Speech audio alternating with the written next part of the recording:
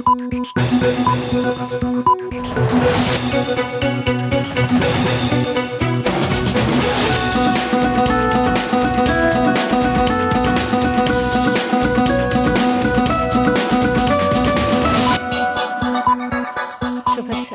স্বাগত মাছরাঙা সংবাদে। আপনাদের সঙ্গে আছি কাজী রওশনারা সাকি।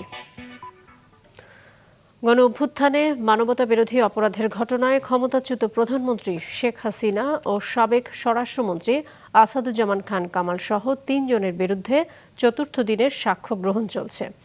আন্তর্জাতিক অপরাধ ট্রাইব্যুনাল ১-এর চেয়ারম্যান বিচারপতি মোহাম্মদ গোলাম মর্তুজা মজুমদারের নেতৃত্বাধীন ট্রাইব্যুনালে বেলা 11:15 এর সাক্ষ্য গ্রহণ শুরু হয়েছে। এর আগে এই মামলায় গত ৬ আগস্ট চতুর্থ ও পঞ্চম দুজন সাক্ষীর সাক্ষ্য গ্রহণ শেষে ট্রাইব্যুনাল পরবর্তী সাক্ষ্য গ্রহণের এই দিন ধার্য করেন। সকালে ট্রাইব্যুনালে হাজির করা হয়েছে মামলার রাজসাক্ষী পুলিশের সাবেক আইজিপি চৌধুরী আবদুল্লাহ আল মামুনকে। গত 10 জুলাই ছাত্র জনতার গণ অভ্যুত্থানে সংঘটিত মানবতা বিরোধী অপরাধের অভিযোগে শেখ হাসিনা, আসাদুজ্জামান খান কামাল ও চৌধুরী আবদুল্লাহ আল মামুনের বিরুদ্ধে অভিযোগ গঠন করে বিচার শুরুর নির্দেশ দেয় ট্রাইব্যুনাল। রাজধানী ঢাকা ও আশেপাশের এলাকায় হালকা থেকে মাঝারি ধরনের বৃষ্টির আভাস দিয়েছে আবহাওয়া অধিদপ্তর। একই সঙ্গে দিনের তাপমাত্রাও কমতে পারে। সকাল 7টা থেকে পরবর্তী 6 ঘন্টার জন্য ঢাকা ও পার্শ্ববর্তী এলাকার জন্য আবহাওয়ার পূর্বাভাসে এসব তথ্য জানানো হয়েছে। এতে বলা হয়েছে, রাজধানী ঢাকা ও আশেপাশের আকাশ অস্থায়ীভাবে আংশিক মেঘলা থাকতে পারে। একই সঙ্গে হালকা থেকে মাঝারি ধরনের বৃষ্টি ও বজ্রসহ বৃষ্টির সম্ভাবনা রয়েছে। দিনের তাপমাত্রা 1 থেকে 2 ডিগ্রি সেলসিয়াস কমে যেতে পারে। সোমবারের মধ্যে আবারও উত্তর পশ্চিম এবং সংলগ্ন পশ্চিম মধ্য বঙ্গোপসাগরে একটি লঘুচাপ সৃষ্টি হতে পারে বলে জানিয়েছে আবহাওয়া অধিদপ্তর। এর ফলে আগামী 5 দিনের মধ্যে দেশে বৃষ্টিপাতের প্রবণতা বাড়তে পারে। এদিকে বৃষ্টির কারণে রাজধানীর বিভিন্ন স্থানে সড়কে জলাবদ্ধতার সৃষ্টি হয়।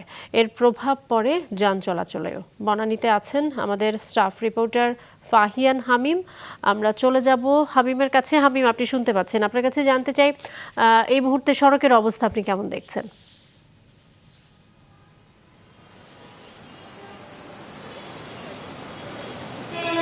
গতকালকে রাত থেকেই কিন্তু রাজধানীতে থেমে থেমে বৃষ্টি হচ্ছে। সেই বৃষ্টি কিন্তু আজকে সকাল গড়িয়েছে।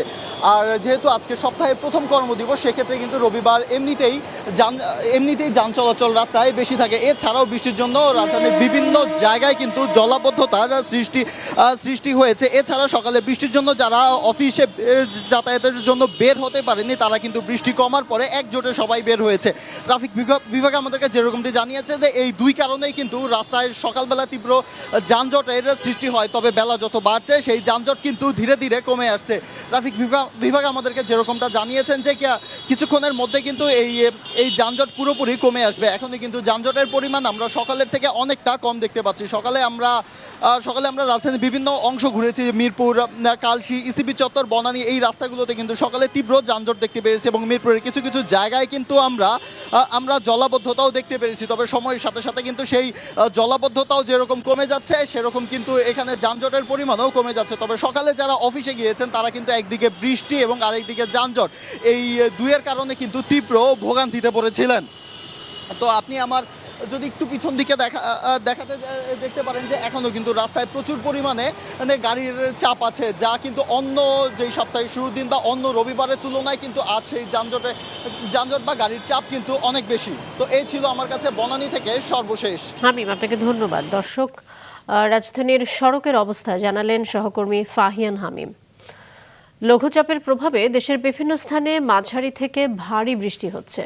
বন্যা পূর্বাভাস ও সতর্কীকরণ কেন্দ্র জানিয়েছে, পদ্মা, যমুনা, কুশিয়ারা ও আত্রাই সহ বিভিন্ন নদ নদীর পানি বাড়ছে। কমছে তিস্তা ও ধরলা সহ বেশ কিছু নদীর পানি। গাইবান্ধার ব্রহ্মপুত্র, যমুনা, করতোয়া ও ঘাঘট নদীর পানি বাড়ায় সুন্দরগঞ্জ, গাইবান্ধার সদর, ফুলছড়ি, সাঘাটা ও গোবিন্দগঞ্জ সহ উপজেলার অন্তত 15টি ইউনিয়নে পানি প্রবেশ করেছে।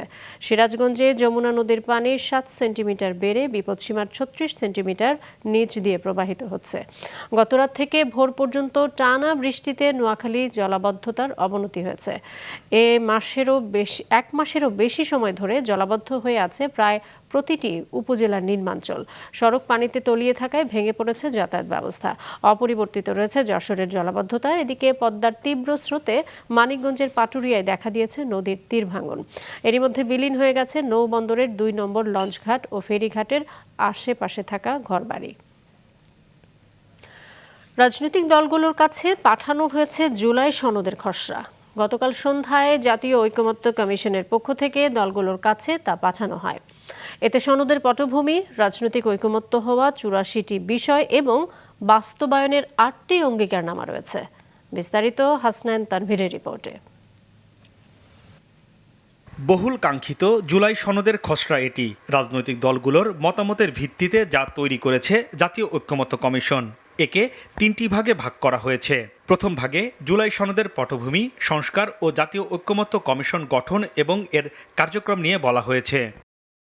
সনদের দ্বিতীয় ভাগে সংবিধান সংশোধন, জরুরি অবস্থা ঘোষণা, রাষ্ট্র পরিচালনার মূলনীতি, মৌলিক অধিকার, রাষ্ট্রপতির নির্বাচন পদ্ধতি, রাষ্ট্রপতির ক্ষমতা, দায়িত্ব ও অভিশংসন, প্রধানমন্ত্রীর মেয়াদ ও তার একাধিক পদে থাকার বিধান, তত্ত্বাবধায়ক সরকার ব্যবস্থা, সংসদে উচ্চকক্ষ, নারী আসন, প্রধান বিচারপতি এবং নির্বাচন কমিশন নিয়োগ সহ 84টি বিষয় উল্লেখ করা হয়েছে। প্রতিটি বিষয়ের পাশে রাজনৈতিক দল ও জোটগুলোর একমত এবং নোট অব ডিসেন্টের বিষয়টি উল্লেখ করা হয়েছে। জুলাই সনদের শেষ ভাগে রয়েছে বাস্তবায়নের অঙ্গীকারনামা, যেখানে 8টি পয়েন্টে অঙ্গীকারগুলো উল্লেখ করা হয়েছে।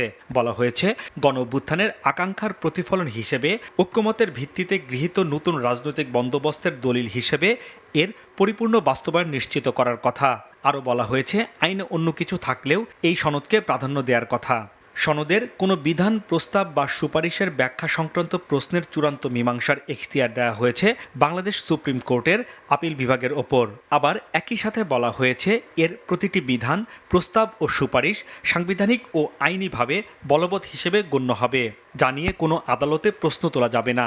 গণ অভ্যুত্থানকালে সংগঠিত সব হত্যাকাণ্ডের বিচার, শহীদদের রাষ্ট্রীয় মর্যাদা ও শহীদ পরিবারসমূহকে যথোপযুক্ত সহায়তা প্রদান এবং আহতদের সুচিকিৎসা ও পুনর্বাসনের ব্যবস্থা নিশ্চিত করার কথাও বলা হয়েছে এই খসড়ায়। মতামতের জন্য রাজনৈতিক দলগুলোর কাছে পাঠানো হয়েছে খসড়াটি। এর মাধ্যমে দলগুলোর মধ্যে বিদ্যমান বিরোধ মেটাতে চায় জাতীয় ঐক্যমত্য কমিশন, আর সব দলের স্বাক্ষরে চূড়ান্ত হবে সনদ। হাসনাইন তানভীর, মাছরাঙা সংবাদ, ঢাকা। সাবেক প্রধান বিচারপতি খায়রুল হকের জামিন শুনানি পেছালো হাইকোর্ট। বৈষম্য বিরোধী ছাত্র আন্দোলনকে কেন্দ্র করে রাজধানী ঢাকার যাত্রাবাড়িতে যুবদল কর্মী আব্দুল কাইয়ুম আহাদ হত্যা মামলায় সাবেক প্রধান বিচারপতি ABM খায়রুল হকের জামিন ও মামলা বাতিল আবেদনের শুনানির জন্য হাইকোর্টের অবকাশকালীন ছুটি শেষে আগামী অক্টোবর মাসে সময় নির্ধারণ করেছে হাইকোর্ট। তার আইনজীবীদের সময় আবেদনের পরিপ্রেক্ষিতে আজ সোমবার বিচারপতি মোহাম্মদ জাকির হোসেন ও বিচারপতি KM রাশেদুজ্জামান রাজার সমন্বয়ে গঠিত হাইকোর্ট বেঞ্চে এ আদেশ দেন। আন্তর্জাতিক প্রসঙ্গ, ইউক্রেনের উচিত রাশিয়ার সঙ্গে সমঝোতা করে যুদ্ধ শেষ করা, কারণ রাশিয়া একটি বড় শক্তি, বলেছেন যুক্তরাষ্ট্রের প্রেসিডেন্ট ডোনাল্ড ট্রাম্প। শুক্রবার আলাস্কায় রুশ প্রেসিডেন্ট ভ্লাদিমির পুতিনের সঙ্গে বৈঠকের পর ট্রাম্প এ মন্তব্য করেন। পরে ইউক্রেনের প্রেসিডেন্ট ভলোদিমির জেলেনস্কির সঙ্গে আলোচনায় ট্রাম্প জানান, রুশ প্রেসিডেন্ট সীমান্তের বেশিরভাগ জায়গায় যুদ্ধবিরতির শর্ত মানতে রাজি, তবে এর বিনিময়ে কিয়েভকে পুরো দোনেস্ক অঞ্চল ছেড়ে দেওয়ার শর্ত দিয়েছেন পুতিন। যদিও জেলেনস্কি সেই দাবি প্রত্যাখ্যান করেছেন। ট্রাম্প বলেন, তিনি পুতিনের সঙ্গে একমত, যুদ্ধ বন্ধে শুধু যুদ্ধবিরতি নয়, বরং সরাসরি একটি শান্তি চুক্তি প্রয়োজন। সোমবার ওয়াশিংটনে ট্রাম্পের সঙ্গে বৈঠকে বসবেন জেলেনস্কি।